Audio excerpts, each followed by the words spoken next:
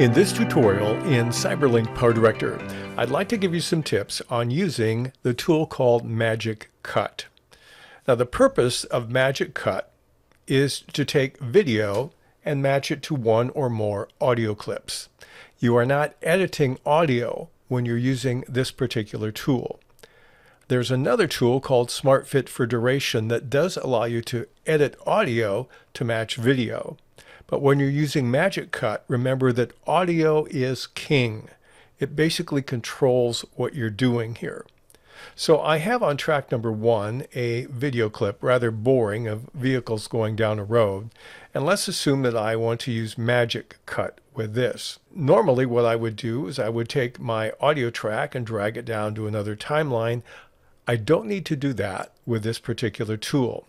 With the video highlighted, I click on the Tools button above the timeline, then I simply choose Magic Cut. It will open up this panel on the left side.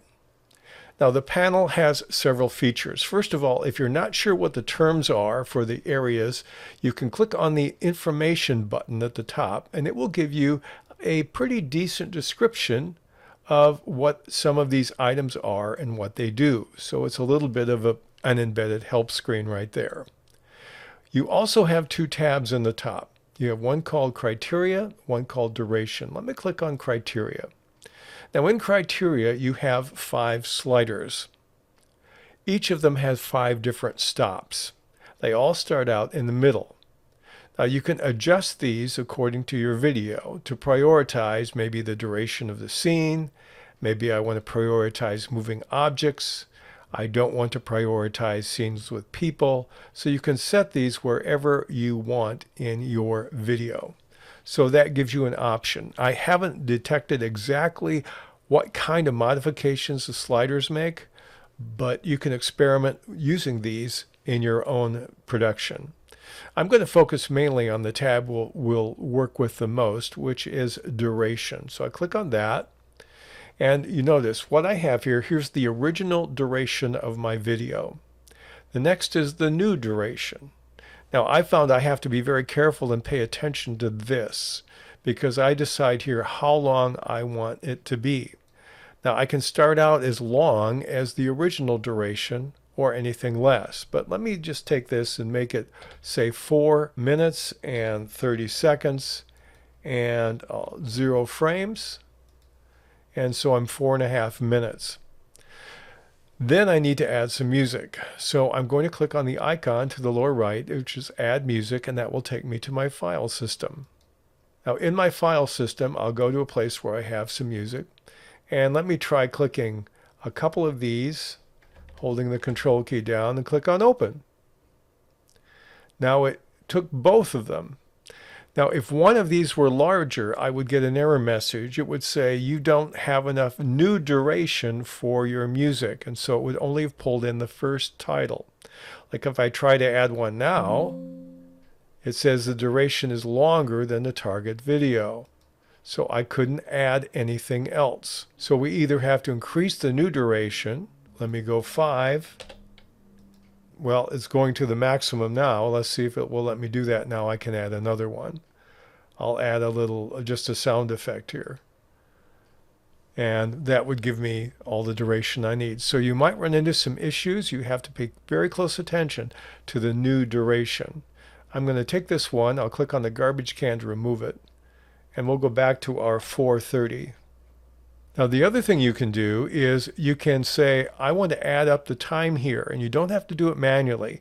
When you go Fit Duration to Background Music, it will automatically compute the amount of minutes, seconds, and frames, and it will adjust it. Watch what happens when we click the button. Right now it says we have 5 minutes, 4 seconds, and 19 worth of music, so that will be the new duration of our video. Let me delete this one again, and I'll load a shorter one here. And now if I click on Fit Background Music to Duration, now it's 3 minutes, 32 seconds, and 6 frames. So this does the math for you. Now I don't have to have the video exactly the same length as the audio tracks, although that's normally what I would do. But I can take this one and make this 55. And now what it will do is it will play my first piece of music, then it will play my second piece of music, and then it will take the first piece of music and add enough of it to fill up the time to match this duration that I have here. So again, it doesn't edit audio truly, but it will piece in a little piece. When it gets to the end, if there's more audio that's needed, it will cycle back to the first track of audio. So that shows you a little bit about how these work together. Then you can apply transitions when possible. This is a check on or off. And if you check it on, you have three options. If it's turned off, we gray this out. If it's turned on, you can use a fade. You can use a random, anything in your transitions library, or you can use anything you've marked as a favorite transition. So let's just do random for fun. And if you want to reorder the music, all you do is click on the track, and you can click the up or down arrow, and it will reorder the music that way. So there I have some variations. Now, when you're done and you like what you've done so far, you have two options. Both of them send you to the AI tool. And one is simply to preview and the other is to apply. The difference in apply is apply will actually replace track 1 with a modified track, my video track, and it will add the audio track to the timeline. Preview doesn't do that. It will just show you so you can see and hear what it will look like when we're done. Let's just try preview right now. Click on the button and it will analyze it. Now normally it will take a lot longer than this to analyze it, but I've analyzed this before, so it went a lot faster. First time through, it was about 4 minutes long. And then I have this that I can play, and I can hear the audio.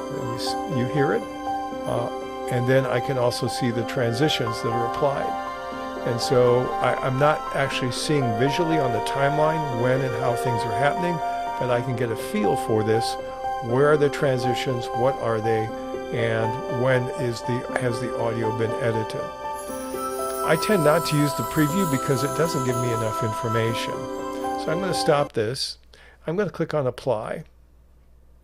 Now you're going to see what happens when we apply these changes. Here are the edits to my video, and here are all the transitions as well. So if I drag down, I'm going to see this happens to be my title, but here are my audio tracks.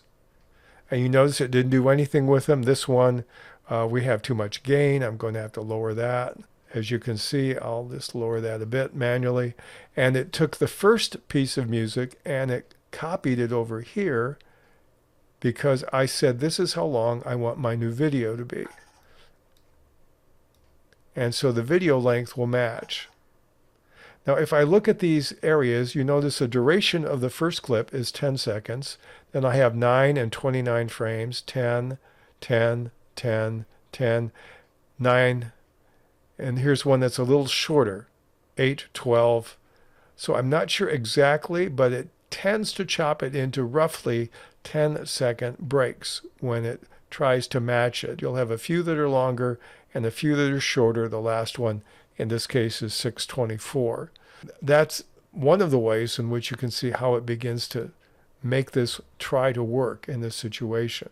If I play this, I'm going to see the transitions in this window. And there's one, and you hear the audio. We're going to do the next one, and you're going to see and hear what happens when it breaks it up. So what it's done is it's taken the video track, changed it to the length I desired, and it's patched in the audio. Now you can take any of these transitions, go to your transition room and change them if you want. Or you can actually take the audio and you can edit that manually if you want. But it's done the big work of matching the two in terms of duration. Now if you don't like what you've done, I just like Control-Z. And now that will undo it, and I prefer that to preview. So now I'm back where I don't have any audio on the track. I can go back into my Magic Cut again.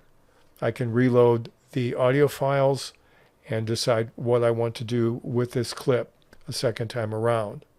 But that's basically the power and the limitation of this particular tool. Remember, the audio is king. You wrap everything around the audio. You can shorten the video to match the audio, and you can add transitions or not, whatever you like.